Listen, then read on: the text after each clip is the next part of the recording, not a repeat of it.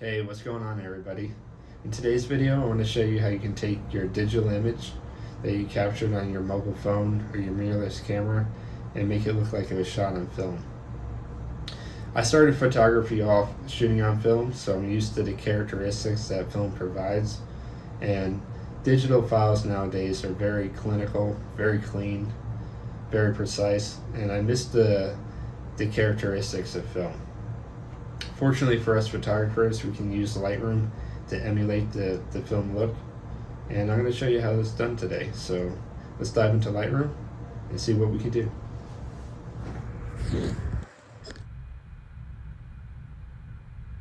Alright, I got Adobe Lightroom pulled up. I'm going to be editing this photo within Adobe Photoshop Lightroom. There's also Adobe Lightroom CC, or the classic version. Both will allow you to do the same techniques that I'm applying. So as we start out, we can look at the image overall. This was straight out of camera, a raw file from my Sony a7 III. The image is very clean, has a very nice level of sharpness to it, but as we can see, it has that digital look to it. And for today's editing technique, we're going to be trying to make that film look. So what we need to do is first adjust the light, bring up our exposure a little bit, help balance it out. So I think I'm going to bring it up to about 0.20. I'm going to leave the contrast alone for now. I'll show you why in a little bit.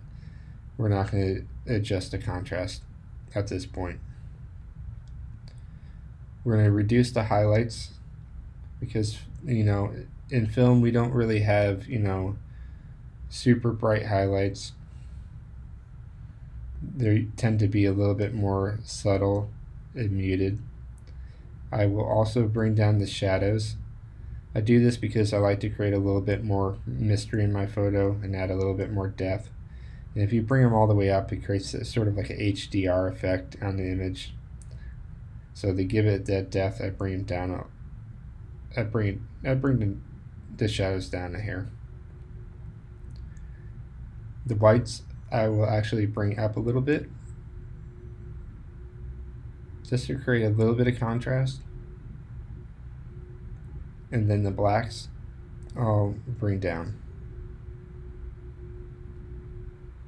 So now we added a little bit of contrast and took away the edge of the highlights, just the hair. So we'll jump into the point curve, and we'll start out by creating a slight S-curve. Again, I don't like to bring the highlights up, and my S-curves are usually, for this style of emulating a film look, a little less pronounced.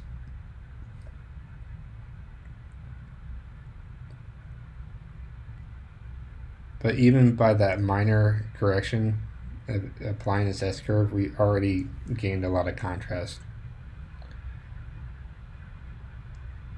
But we can see that the before and after of that contrast being applied. So that's a decent point. So what's typical in the film photograph is that the blacks aren't true blacks. They have a slight fade to them. So to do that, you come down to this bottom point, the bottom left point right here, and bring it up. And what that's doing is fading out the blacks, so there's no true blacks in the image. You can do this to taste. I typically like to make the effect somewhat subtle, so we'll leave it right there for now. And we'll go up and do the same thing to our whites and actually bring them down, so we feather out the highlights a bit. And it's kind of hard to see in this image, but if you look at the clouds, you can see them getting that highlight level brought down a little bit. Let's see our before and after. Yeah. That fade effect is nice right there.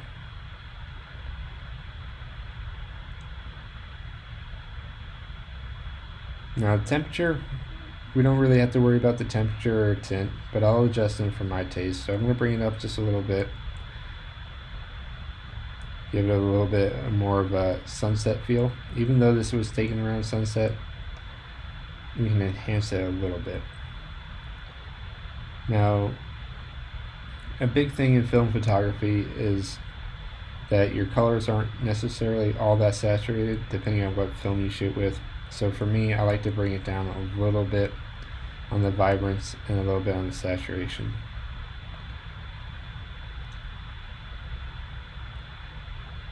We'll leave all the hue and color adjustments alone. The same for color grading. That's going to give you a more stylized approach to your photo, and it's not going to affect the overall, method of getting a film look. So leaving the color alone, we're going to come down to the effects tab. This area is actually where creating a film look will actually start to take off, because film photographs tend to have less texture, less clarity to them. So if you jump in, we can see we have a lot of detail in the rocks and myself. Film photograph is going to tend to be a little bit smoother, so we can achieve that by reducing the texture. I don't do it much, just a little bit. Clarity I'm going to bring down to about -10, and I'm going to bring up the dehaze just for my own taste, just up to 1. Now we jump in. This is what the effect looks like after we applied it and the before. It's subtle, but you can see it smooth out those details. Next thing I like to do is add a vignette, a slight vignette, bring the midpoint just a little bit, and then I will feather it out. And this is because older lenses tend to have character to them. Nowadays, lenses are built very technically, they're made to produce results that are clean across the board. Older lenses tended to have a little bit more character to them. And in my opinion, by adding a vignette to your image, you achieve that not so technical look to your image. Now you can see from our file right now, it's very clean. Film photographs tend to have a little bit of grain to them, and that usually stems from when you develop them. So we're going to add some grain to our image. I like to go around 20. The size, I think the size is important for us, because if we bring the size down, it really makes the grain small and almost gives it that digital artifacty look. So I like to bring it up to around 26, and the same for the roughness.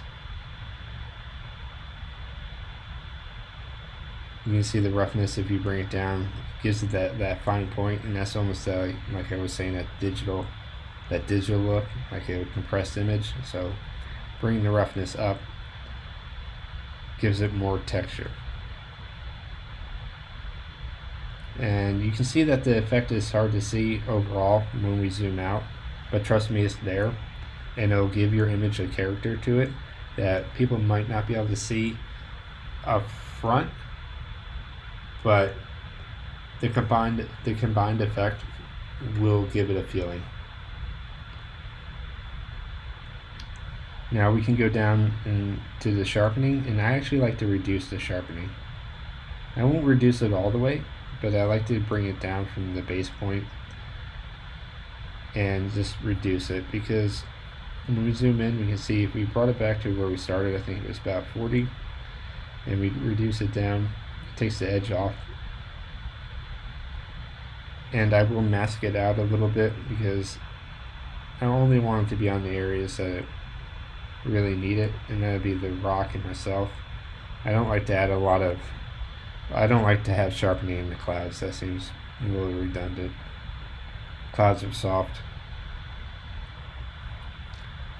Noise reduction, we're not going to touch that because we want our image to have noise in it, and our base file from the camera is already clean enough. So messing around with the noise reduction is kind of pointless in this case. So we've added all the effects. I'm going to go back to the contrast and show you what I like to do with it. So the contrast, I will actually bring down just a little bit, because we gained a lot of contrast by adding in the S-curve. So we can reduce it up in the main tab, in the light tab, to feather out those areas. So we'll go to the original image now. This is where we started, straight out of camera. It looks really clean, very much like a digital file. Now we can go back and show you our edited version, and it definitely has a lot more character in it, and in my opinion emulates something that we processed out of a film negative. Very cool and very interesting. Definitely will stand out and make people wonder what you shot the image on.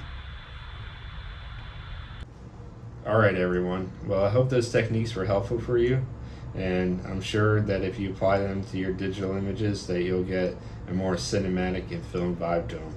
If you have any questions about them, just feel free to leave a comment below and I'll read and respond. So until the next video, have a good day.